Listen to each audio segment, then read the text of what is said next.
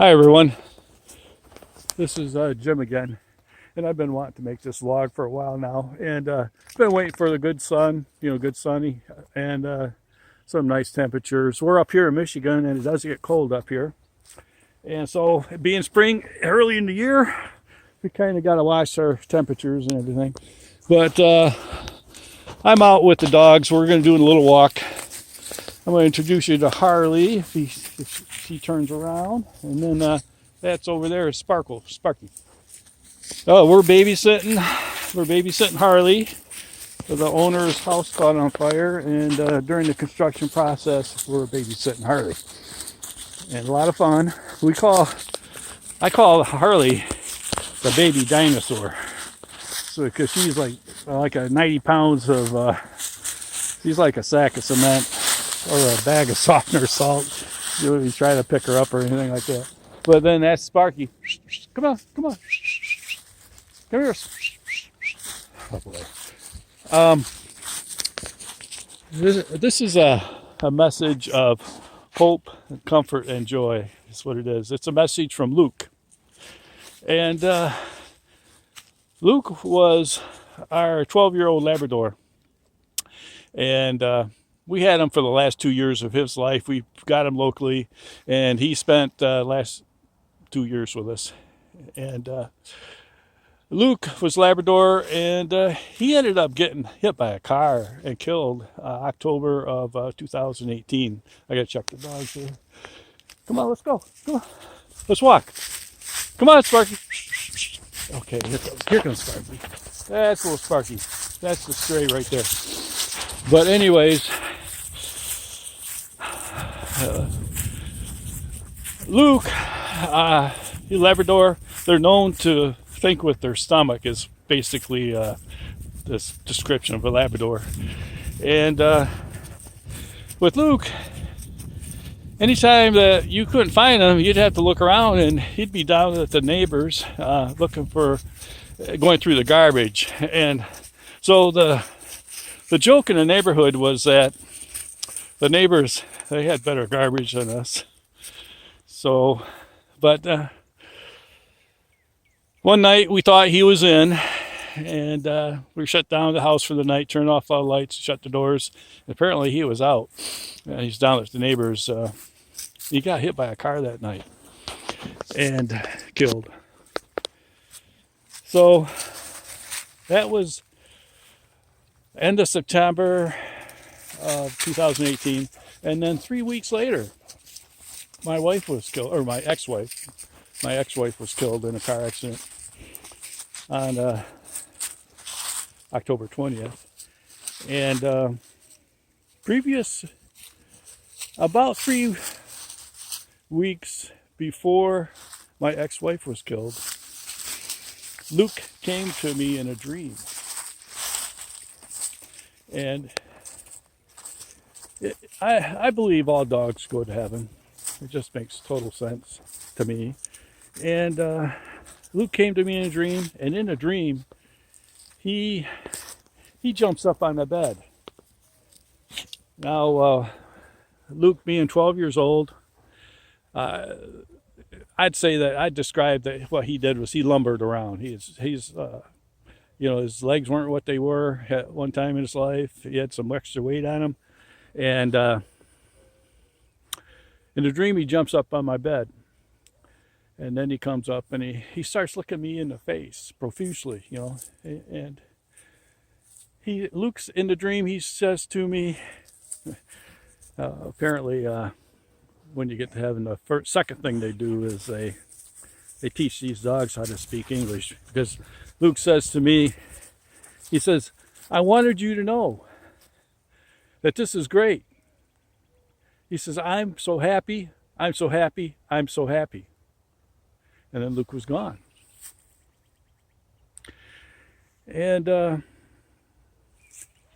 him reporting back to me was like, when somebody passes away, on our side, we hurt, we feel, and we have our sense of loss. But Luke came back and he said to me, "This is great, I wanted you to know that I am so happy. I am so happy. I am so happy. Now, I've been told, I've read, I've heard that when you go into heaven, everybody is restored to the prime of their life health-wise. So the interesting point is that when Luke was with us, he could never jump up on the bed, and he was never able to look me in the face because he's down there and I'm up here, and but in the dream he was restored to his perfect health that he could jump up on the bed. Now my former wife, ex-wife, she had a lot of physical problems in the last 15 or 18 years of her life, a lot of pain, and a lot of things, some surgeries, and I think that it was just decided that she had enough. It was time to take her home, and she got that relief. Her body is restored to what it was in her prime.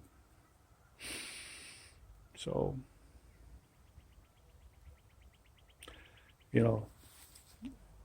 when we on this side, we hurt, we mourn. But as far as what Luke reported back, he says it's great. And, for my ex-wife Linda, Luke, any of your friends or relatives, we do hurt, we mourn. But I believe they're happy and they are restored to their health primarily. Now, I'm going to give you an example of this here. Is, this little thing, this inner person who I think I am, and who, the inner person who you think you are, your inner psyche. I know the psychologists, they have a name for that. Maybe Freud says it's your ID.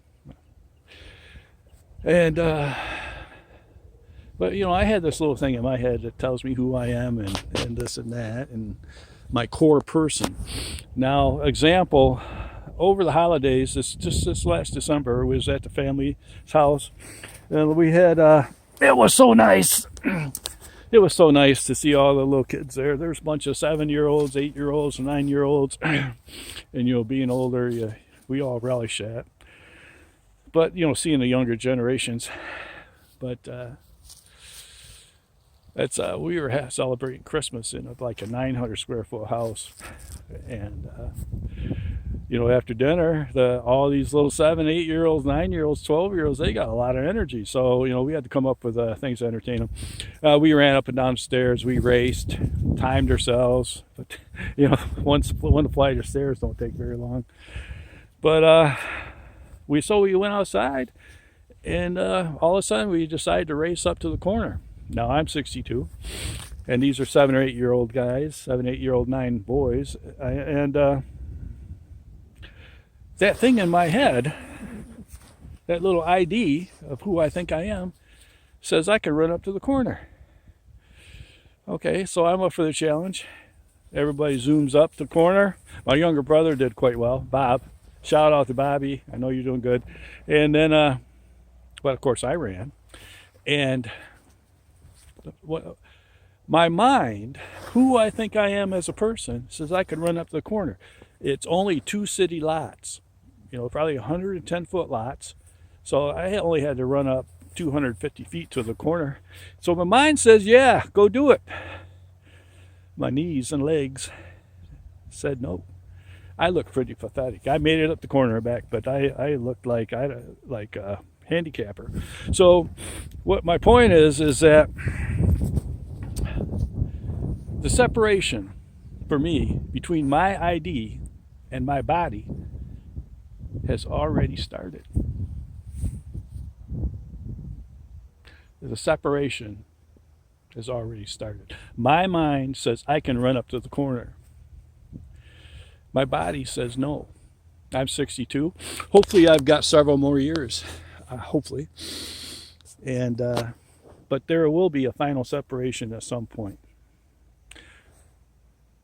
The ID, essentially who I am, the spirit, floats away. Sparky. But the body will stay there. So, like I said, Luke comes back and he says, I wanted you to know that this is great. I'm so happy, I'm so happy, I'm so happy.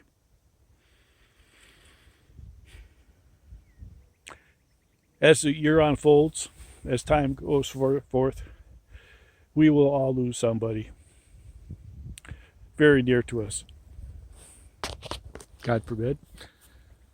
But when that happens, I'd like you to remember that what Luke said. And it's for them, we hurt, but for them, I believe they're going to be happy. So do the best you can every day. Try to make the right decisions. It's tough. We got a lot of things going on. And, do the best you can. Because someday, it's going to be that separation. And a lot to think about. A lot to think about. Treat everybody as good as you can.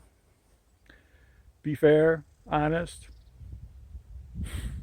Treat every single person you can with as much respect as you can. If you can do that, everything seems to go along pretty good. So, wishing you well. Take care of yourself. And we'll talk to you later.